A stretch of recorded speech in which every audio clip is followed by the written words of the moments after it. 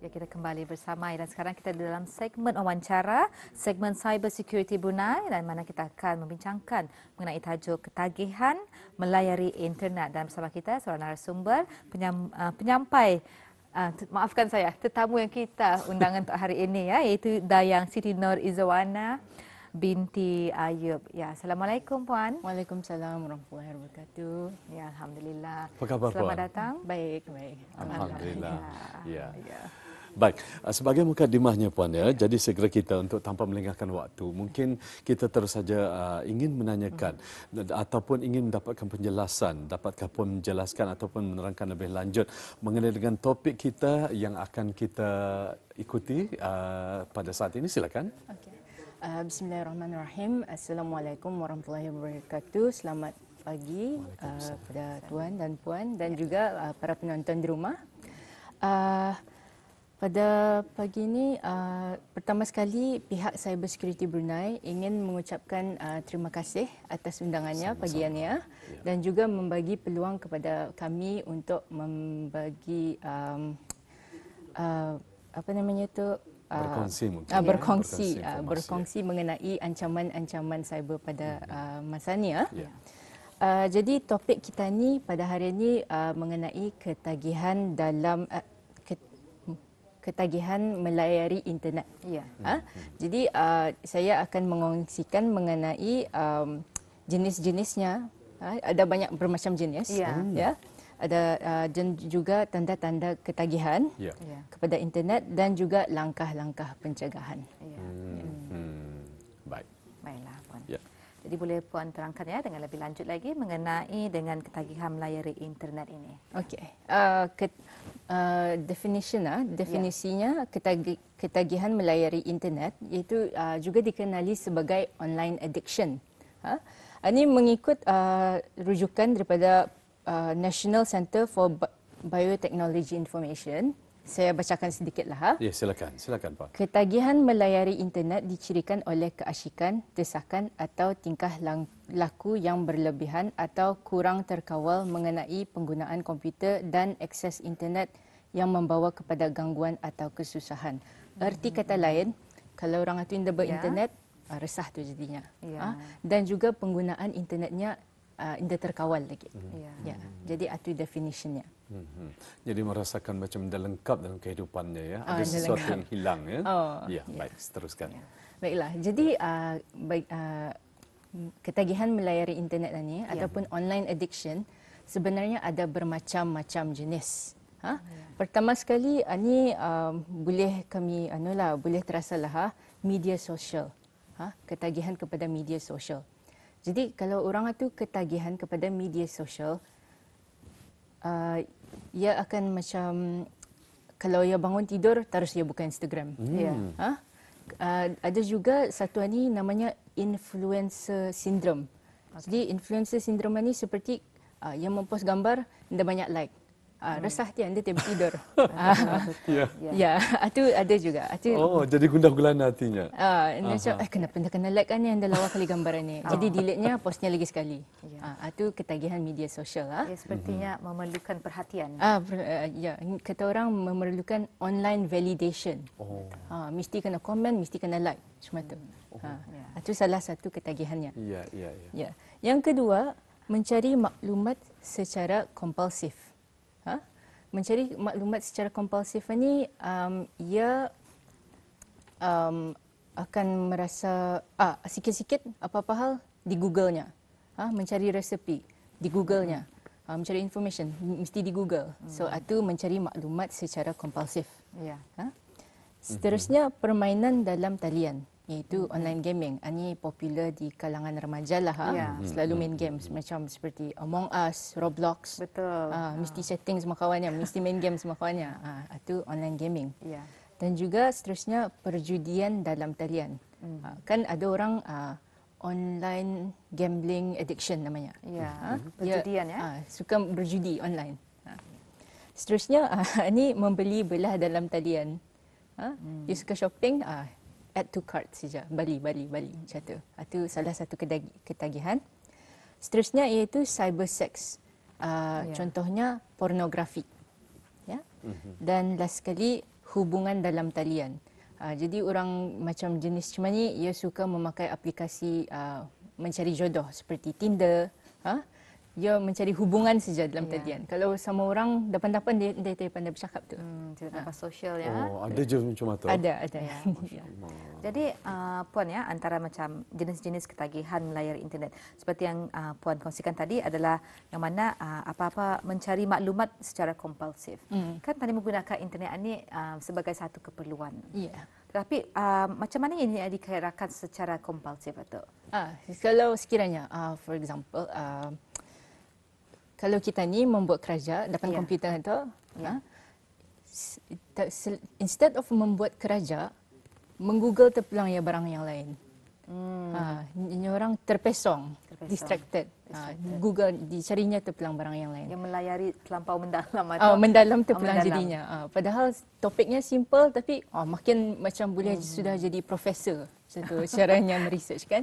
Jadi itu secara kompulsif. Ya, di sini jenis-jenis ketagihan ya melayari internet. Jadi bagaimana pula dengan tanda-tanda ketagihan orang yang ketagih seperti yang kita katakan online addiction ni. Okey. Tanda-tandanya ada banyak. Pertama sekali ia taksub dengan internet. Arti kata lain yang kelilingnya ni dia peduli lagi. Kalau ia ada internet, dia peduli orang lain lagi. Tumpuannya itu terhad fokus kepada ia punya devices seperti laptop ataupun gadget. Ya. Dan seterusnya ia sering memikirkan tentang internet. Macam kalau nada telefon macam sekarang aku berFacebook. Cuma tu sering dipikirkannya lah. Nada fikiran lain lagi. Ya. Yang kedua, penggunaan berlebihan yang seperti saya katakan tadi, macam dia dapat dikawalnya. Kalau memakai telefon itu membaca mesej saja. Ini dah agaknya lagi aplikasi yang lain asalkan ada connected kepada internet itu. Ya. Seterusnya selalu memeriksa laman web kegemaran. Ini macam kalau bangun tidur terus ceknya. Sebelum tidur diceknya lagi Instagramnya apa semua itu. Seterusnya merasa kegelisahan atau kemurungan. Ini selalunya arah kanak-kanak ni. Kalau orang bermain telefon, diambil telefonnya, marung jadi dia. marah. Marah dia.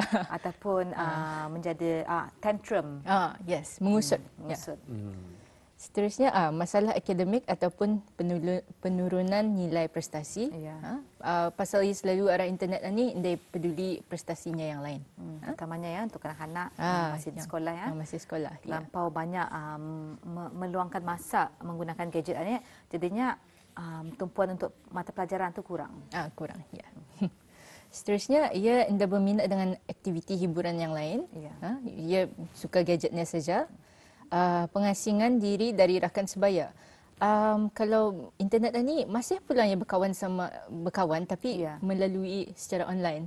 Bercakap pulang tapi online. Seperti dalam alam maya. Alam maya, benar tu. Seterusnya ia mengelakkan tanggungjawab. Jadi yang seperti yang saya katakan tadi, kalau membuat kerja tapi lain terpulang kerjanya, macam tu. Mengabaikan kebersihan diri. Dia yang mandi pasal ia selalu berinternet saja. Apa indah? Benar tu seperti yang Puan Siti Norizwana katakan tadi.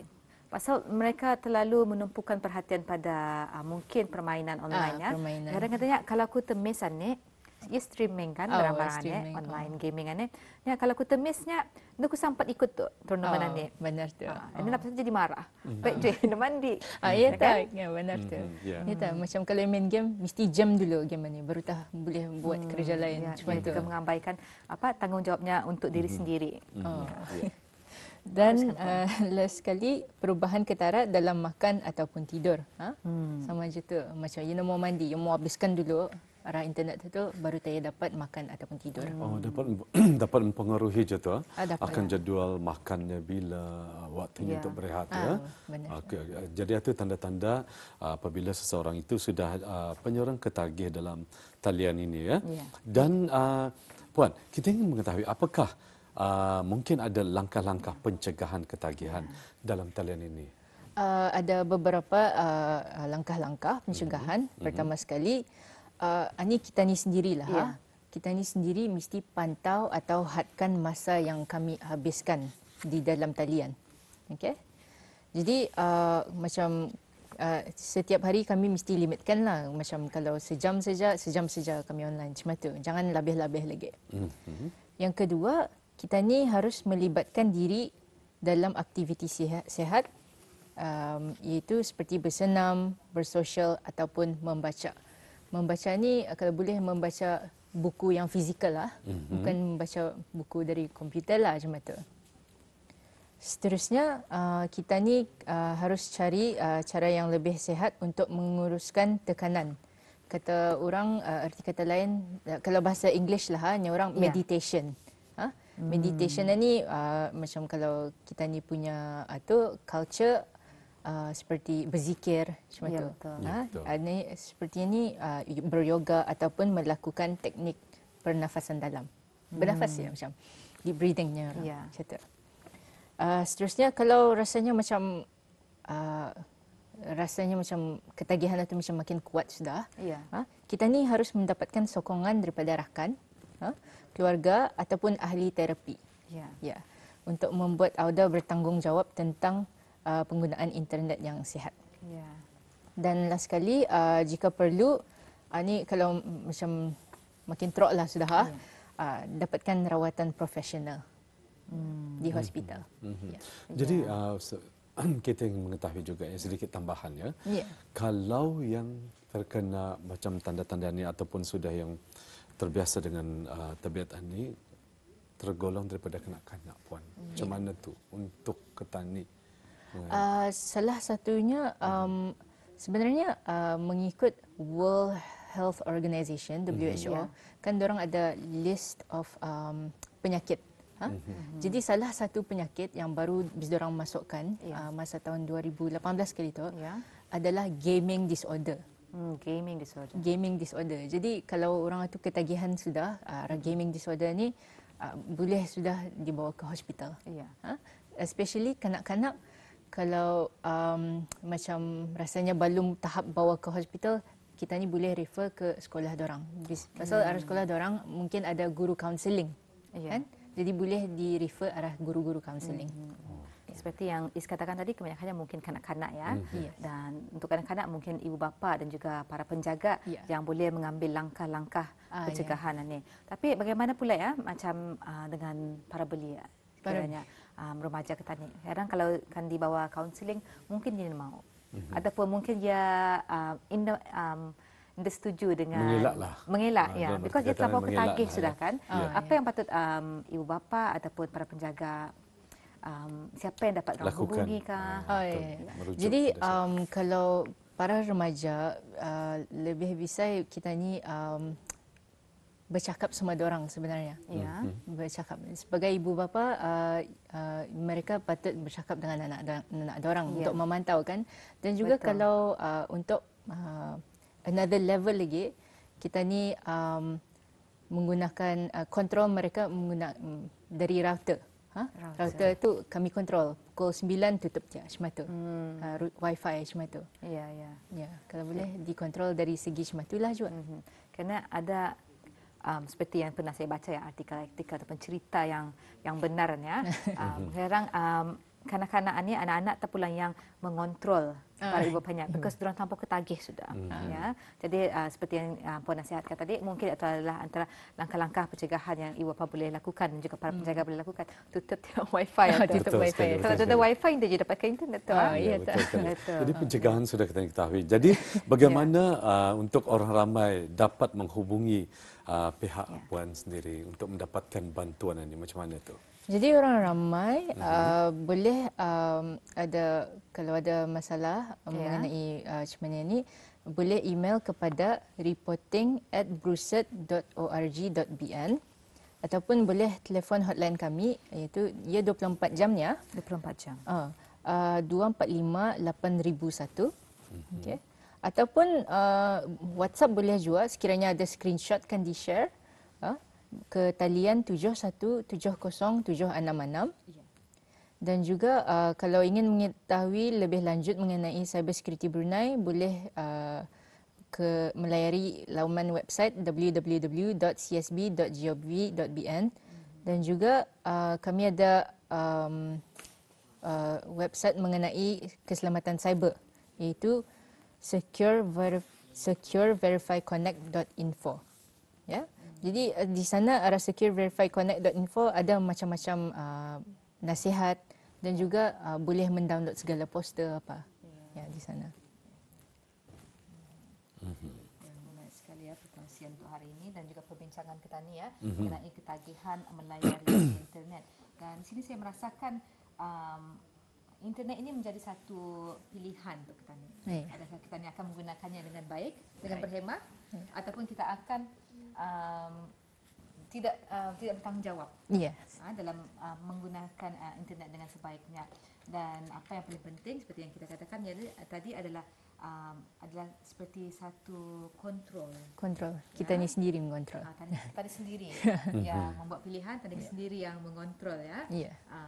Bagaimana kita ni mengontrol tadi punya ketagihan melayari internet atau ya. Betul sekali, dan mengikut apa yang telah pun dijelaskan oleh pihak puan tadi ya, ianya sebetulnya adalah lebih baik lagi jika kita mengambil tindakan sedari awal ya, khususnya kepada para ibu bapa ataupun penjaga untuk mengawasi ataupun menetapkan waktu-waktu untuk menggunakan internet tersebut ya puan ya, mungkin ianya lebih berkesan. Baik, sebelum kita mengakhiri wawancara kita, mungkin ada sedikit tambahan daripada pihak puan sebagai pesanan ataupun saranan kepada ibu bapa dan pengguna sebetulnya.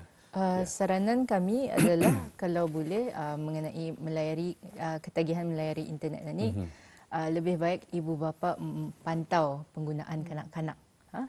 Kalau kanak-kanak ni dia dikontrol, diorang suka tu makin diorang bermainlah dengan itu. Jadi kalau boleh kita ni pantau, ibu bapa pantau penggunaan ni, dan juga pastikan ni orang communicate selalu dengan kanak-kanak, selalu berhubung. Pasalnya kanak-kanak ni kalau diorang ada masalah semasa online, macam kena cyberbully ke apa, diorang dah beritahu tu. Diorang akan beritahu. Jadi kalau boleh berhubunglah selalu dengan mereka. Baik, terima kasih ya puan ya di atas penjelasan ataupun perkongsian yang telah pun diberikan seperti tadi. Jadi pihak kami mengucapkan jutaan terima kasih kepada Yang Mulia Puan Dayang Siti Nur Izwana binti Ayub mengenai dengan ketagihan melayari internet ini ya. Di lain kesempatan insya-Allah mungkin ada beberapa informasi penting lagi yang dapat dikongsikan yang berhubung kait dengan cyber ini ya, cyber security ini ya. Baik, sekali lagi selamat pagi mengucapkan jutaan terima kasih. Assalamualaikum puan. Waalaikumsalam.